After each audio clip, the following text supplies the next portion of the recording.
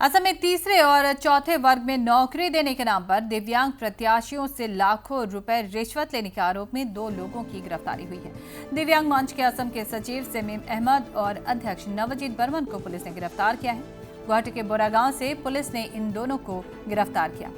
उधर पान बाजार थाने में दर्ज शिकायत के आधार पर पुलिस ने दोनों को गिरफ्तार किया है।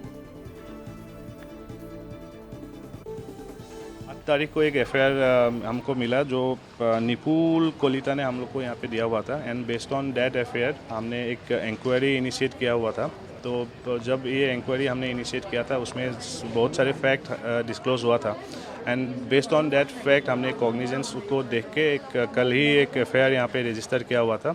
रजिस्टर किया है पान बाजार पुलिस स्टेशन में and later on in the night हमने जो ये एफआईआर का मेन एफआईआर नेम एक्यूज है नवजीत एंड समीम, ये दोनों को हमने रात को एप्रीहेंड किया है। तो उन लोग के साथ एक गाड़ी हमको मिला है जो हमने अभी सीज किया हुआ है। तो फर्दर अभी इन्वेस्टिगेशन चल रहा है, फैक्ट्स है लेकिन अभी इन्वेस्टिगेशन चल रहा है तो वो फैक्ट हम अभी मतलब डिस्क्लोज नहीं कर पाएंगे। Actually they are demanding money in the pretext of giving government job. They have involved a few names, but we have to check. And as the investigation is going on, at this time, I don't think so. It's good for the investigation to reveal the names. তেওঁলোকে কিছু মানে পইচাৰ কাৰবাৰ চলাই আছিল চাকৰিৰ ক্ষেত্ৰত যিটো এতিয়াৰি নিযুক্তি হৈছে আৰু তাৰে আমি বহুত আগৰ পৰা শুনি আছিলোঁ, কিন্তু আমাৰ হাতত কিছু অডিঅ' ক্লিপছ পাইছিলোঁ আমি।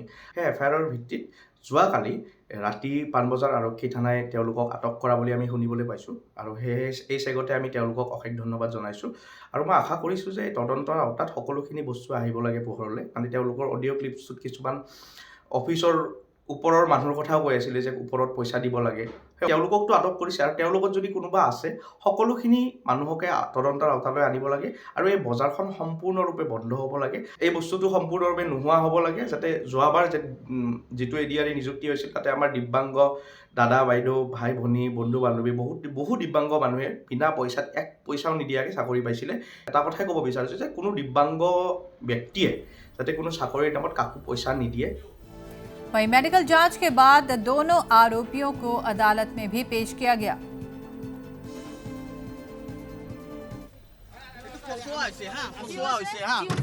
আমাক ফচাইছে প্ৰথম কথা, আমি পইচা মাৰা নাই, মিছা কথা নাই মিছা কথা, সম্পূৰ্ণ মিছা কথা। বহুত ওপৰৰ মানুহ আছে, বহুত আমাৰ কল ৰেকৰ্ডিংটো একদম ভুৱা হা, কোনো চিন্তা পইচা আমি লোৱা নাই, বেলেগে লৈছে, আমাক ফচা হৈছে, বেলেগে পইচা লৈছে, আমাক হেণ্ডিকেপ হিচাপে ইউজ কৰিছে। বহুত ওপৰৰ মানুহ আছে, ডাঙৰ ডাঙৰ মানুহ জড়িত আছে, আমি নাম নকা পিছত জনাই আছোঁ আপোনালোকক।